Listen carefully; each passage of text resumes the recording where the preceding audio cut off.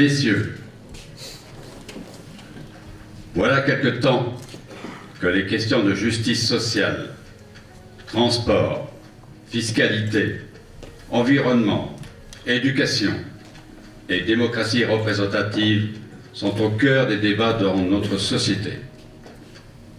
Voilà qu'au détour d'un rond-point, d'une page Facebook, tout remonte à la surface. Les colères anciennes s'additionnent. Et pour paraphraser le ministre de l'Intérieur, le monstre sort de sa boîte. Analysant, il y a 20 ans, le mouvement des chômeurs de l'hiver 1997, ça nous ramène quand même loin dans le passé, Pierre Bourdieu, un sociologue de réputation mondiale, y voyait un miracle social, dont la première conquête était son existence même. Voilà ce qu'il disait. En parlant du mouvement, ils arrachent les chômeurs et avec eux les travailleurs précaires dont le nombre s'accroît chaque jour, à l'invisibilité, à l'isolement, au silence, bref, à l'inexistence. Le mal était là. Le mouvement actuel témoigne de l'appauvrissement toujours plus important de certains, de leur sentiment d'abandon. Les logiques purement budgétaires des politiques publiques depuis plusieurs années n'y sont pas étrangères. Baisse de la présence des services de proximité conjuguée à un nouvel univers de contraintes technologiques, notamment la disparition des guichets physiques. Il est vrai qu'avec les nouveaux guichets automatiques, c'est difficile de s'engueuler. Avant, vous aviez quelqu'un au guichet avec qui vous pouvez discuter, vous engueuler. Vous voyez vous engueuler avec un guichet automatique? Non, moi non plus. Pour faire place à des outils web, on est dans le temps, où l'impossibilité d'assurer le petit entretien des voitures sans assistance électronique et informatique. Là, je m'adresse à tous les mécaniciens du dimanche. Avant, il suffisait d'une clé à pipe de 13 et une clé à molette, et c'était reparti. Aujourd'hui, vous n'avez pas le choix, vous passez au garage, et ça vous coûtera tant, d'où une perte sur le pouvoir d'achat, ça aussi. Cela conduit à une double exclusion. Cela, additionné à la puissance dévastatrice, conflictuelle, télévisuelle de la société de consommation, où tout est comparaison, donc aigreur, où tout est image, donc apparence. Si vous n'avez pas un physique d'athlète, si vous n'êtes pas beau, si vous n'êtes pas élégant, exclu. De la même façon, les bouleversements de l'élection présidentielle de 2017, les mouvements actuels nous interrogent sur la légitimité des représentants élus que nous sommes.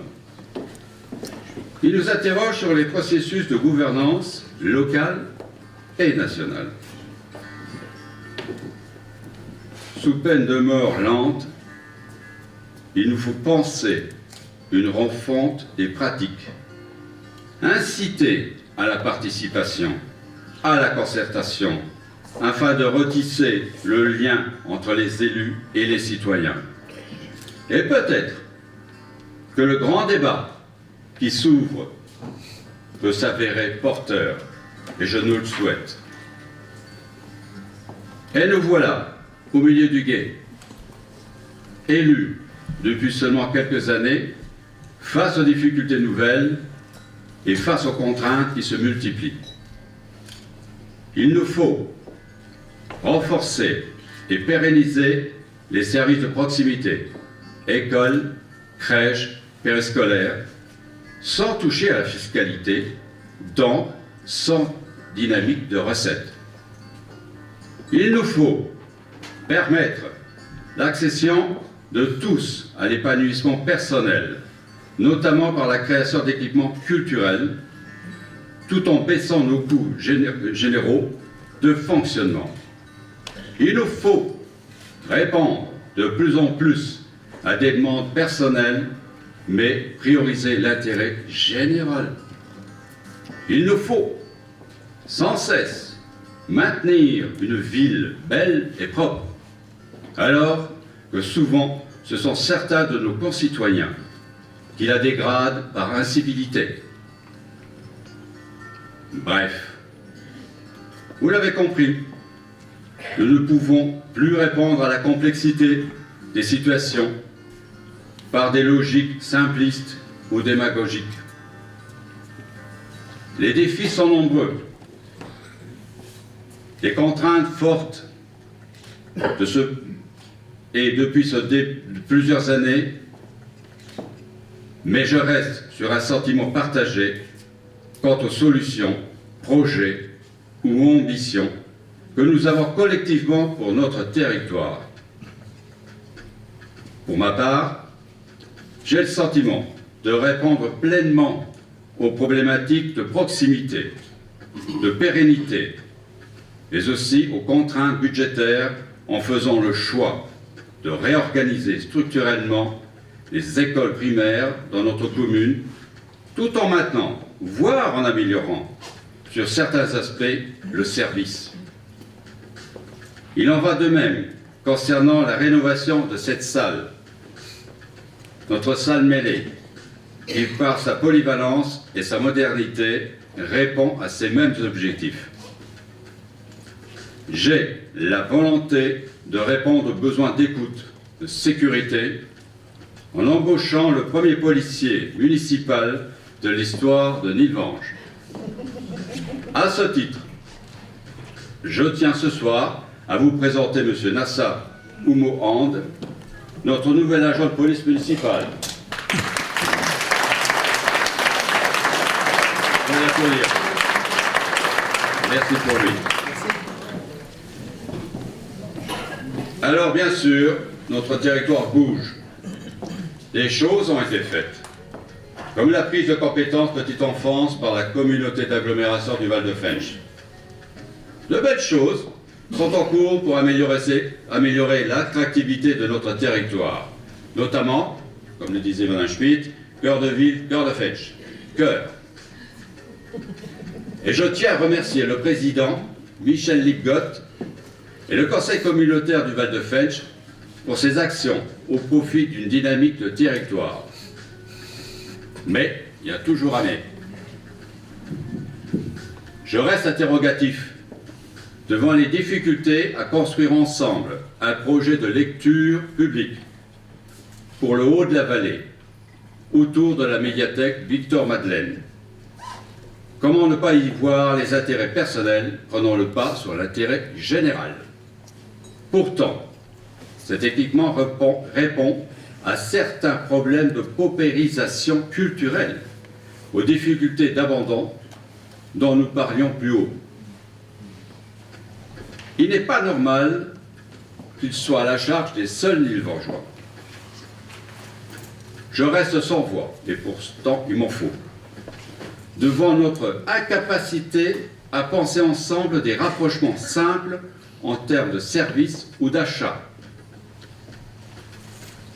J'étais à l'initiative d'un regroupement d'achat concernant l'achat d'énergie.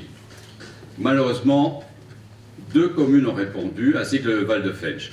J'espère qu'il y aura d'autres participants à ce regroupement. Je le souhaite. Ainsi que pour les petites fournitures et pour celles de déneigement. S'il nous faut conserver la proximité de décision, une politique proche et à l'écoute de nos concitoyens, sur le terrain, il nous faut réfléchir à une convergence des moyens de fonctionnement pour faire mieux avec moins d'argent, moins de taxes, avec moins d'impôts. S'il y a des gens qui ont fait des maths ici, mois par mois, ça fait plus. C'est ce qu'on nous demande. Aujourd'hui, voilà que certaines nouvelles têtes voient Nilvange comme une prise facile.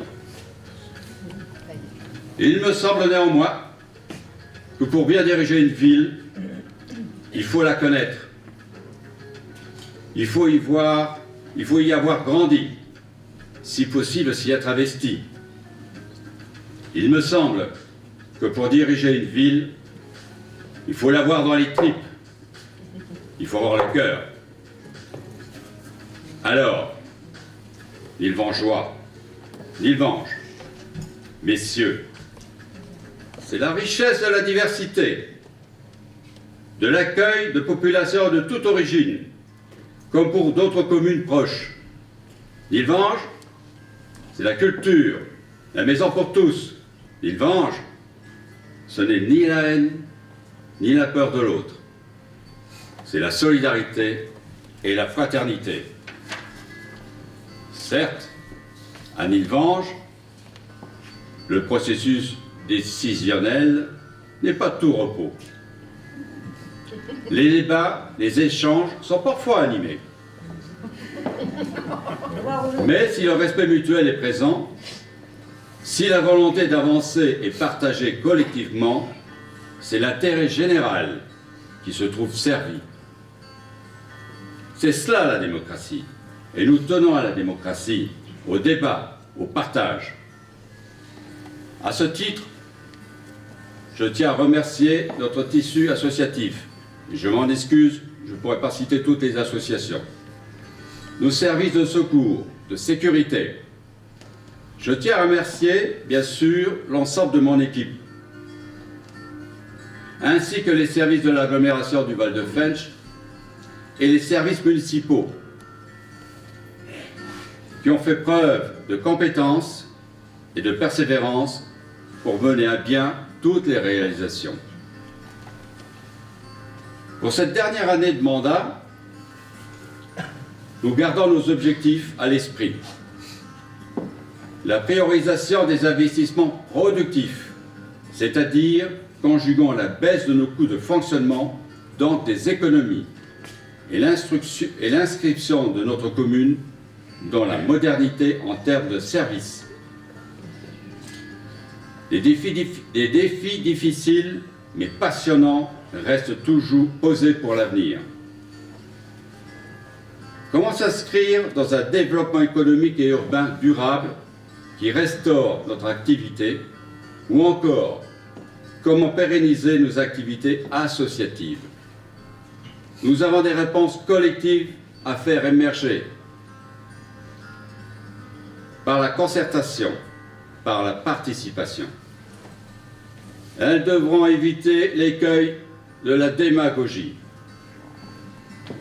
J'ai une ambition pour les années à venir, que l'on puisse se retrouver autour des valeurs qui fondent notre pacte social, pour s'inscrire dans un changement qui n'oublie personne, pour que l'intérêt général dépasse la somme des intérêts particuliers.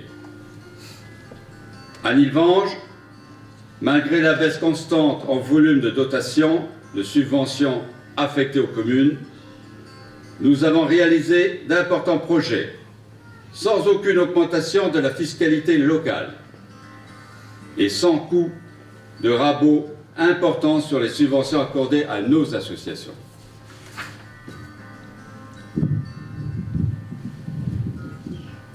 À Nilvange, nous avons rétabli un budget sain, équilibré, qui a retrouvé sa souplesse d'antan. C'est ce Nilvange que je défends, que je veux collectivement construire encore, que je veux accompagner dans le changement tout en respectant son histoire. C'est pour ce Nilvange que je souhaite poursuivre les actions entreprises en proposant à nouveau un projet ambitieux pour 2020, un projet qui conjugue innovation et saine gestion, prévention et sécurité, fraternité et solidarité. Belle année 2019 et je vous donne rendez-vous pour construire ensemble un nouveau projet d'avenir pour notre ville. Merci.